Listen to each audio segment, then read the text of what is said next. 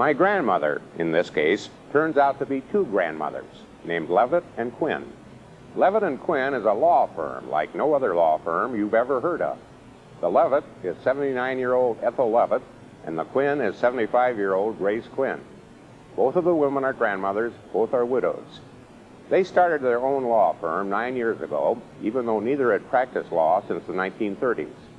It's a special non-profit law firm, which helps the working poor pull themselves out of difficult family situations. Even though they like being grandmothers, they like being lawyers even more. Hello. Every morning at 8:30, 79-year-old Ethel Levitt is picked up at her handsome Los Angeles home for the drive into work. The driver is 75-year-old Grace Quinn, Ethel's friend and law partner for the last 9 years. My ankle's much better today. See the way I walk? The drive starts along Sunset Boulevard, past some of the richest real estate in the world that these women have known most of their lives. And it ends here on a totally different Sunset Boulevard, 11 miles away. This is a section of working-class poor, the people who often fall through the cracks, people who earn too much for government aid and who don't earn enough to hire a private lawyer when they need legal help. And this is why these women started Levitt and Quinn, a family law center for the working poor. Family Law Center, may I help you? In the last 9 years, these two grandmothers have successfully litigated the cases of over 5,000 clients who would never have been able to afford private attorneys. When do you want to see the children? Every other weekend from Friday to Sunday? People who are just scraping by come to Ethel Levitt and Grace Quinn when they want to get a divorce or adopt a child or get custody of their children. What's known as family law.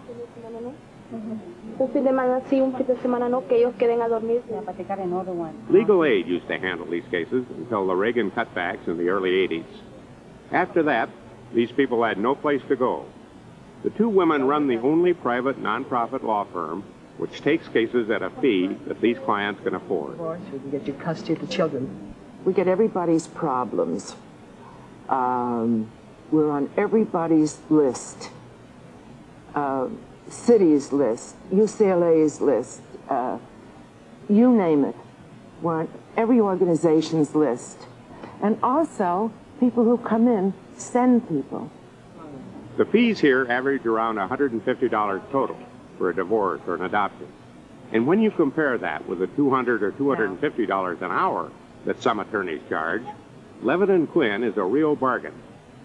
One of the reasons the fees are low is that the place is run like a corporate raider's dream, practically no overhead.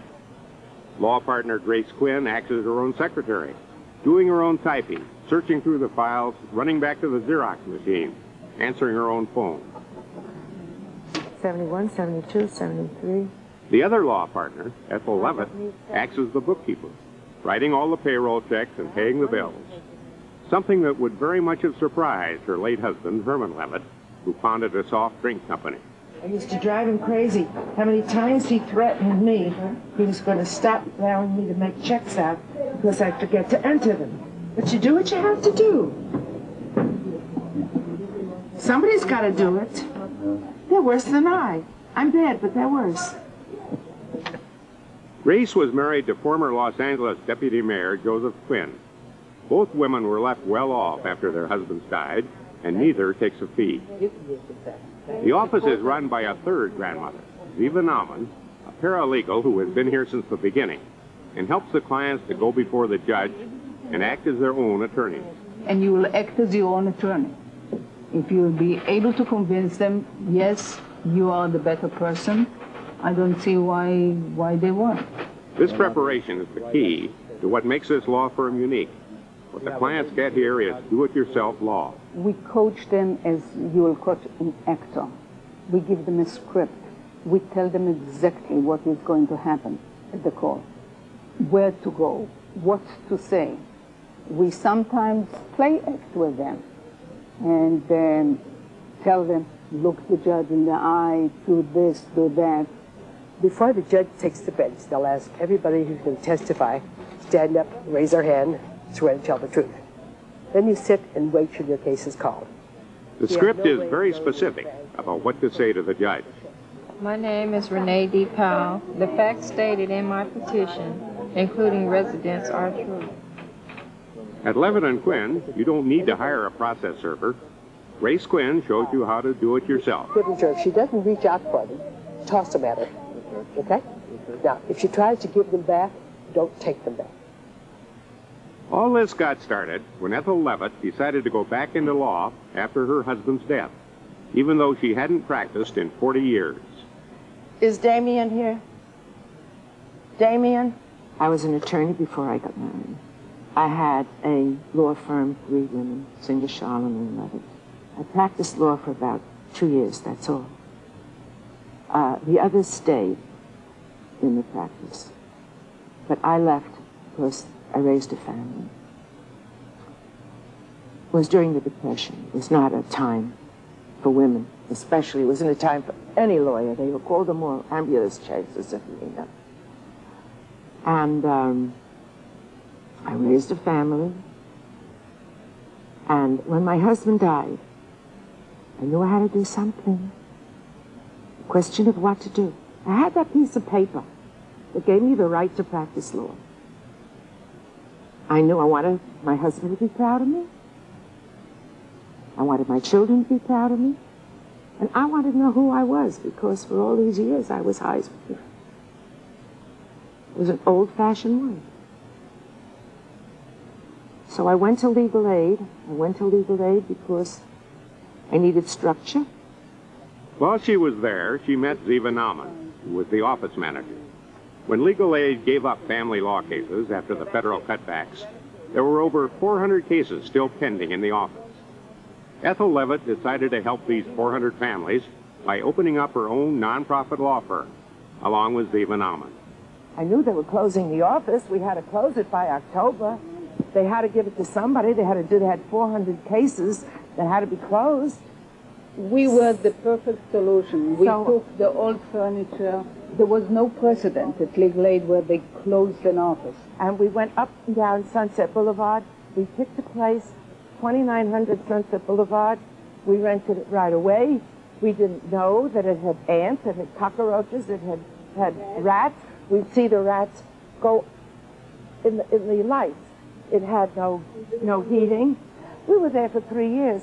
How we left our beautiful homes and we went there, I don't know. But we went there. And that's how we started. The only hitch was that Ethel realized that she couldn't do it without a full law partner. That's where Grace Quinn came in. Grace had been working part-time for an attorney after her husband's death, the first law work she had done since 1937. I worked on his cases, and he paid me for the work I did. And it was great, until I met Ethel. I went to a United Way lunch. Right, where Ethel was being honored for her volunteers. And I sat at the same table. And recruited her. Well, they could use volunteer attorney, but I helped them. I said yes. And I started as a volunteer there once a week. But I said, you could come in if you give me 3 days a week. I must have 3 days a week. She surprised me. She said, yes. The 2 grandmothers, along with Ziva Nauman, run the office along with half a dozen assistants from the community. The office is usually busy all day long with the kinds of cases that are rooted in deep family problems. Like this young grandmother trying to get guardianship of her grandchild since her daughter, the baby's mother, has disappeared and there's no one to take care of the child. The woman shopped around for attorneys before coming in to see Grace Quinn. Well, if I went to a regular attorney, they were going to charge me $1,800, and she just charged me $100.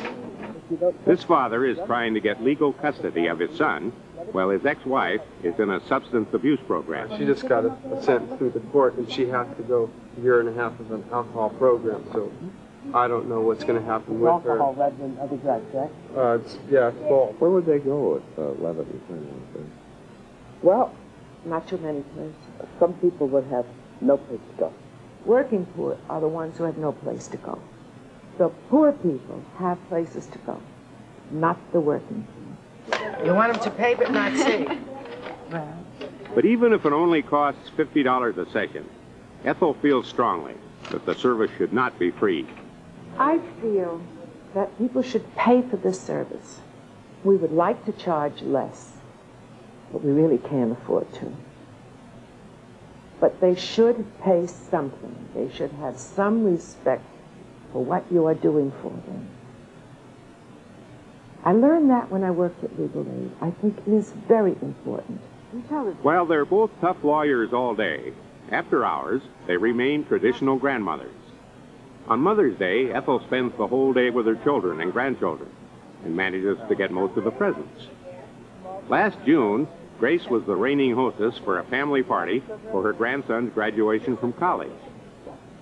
Sometimes, even in the office, a little bit of the traditional grandmother slips through. And good luck. And you know something? Sometimes they do turn around. I've seen what happen. So your daughter could straighten herself out one of these days. She's still very young. I think you've used the phrase, Ethel, when you could, at an age and have the resources, you could spend your time shopping and relaxing. So you're putting something back? I think everyone should put back. Something you and your husband and family got from... That's right. Life's been good to me. I had a good husband. I had a good life with him. I have wonderful children.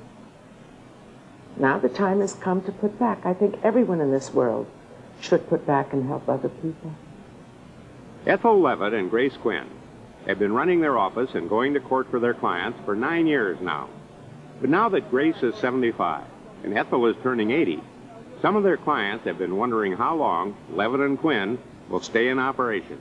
I read a newspaper story, an old one about you. You said you wanted to do this work in this office until you were 80. I did. Must have said that when I was 75. I'm going to keep on doing it until they tell me I can't. I tell you, if I have to go in a wheelchair, I'll go. And I know Grace will too.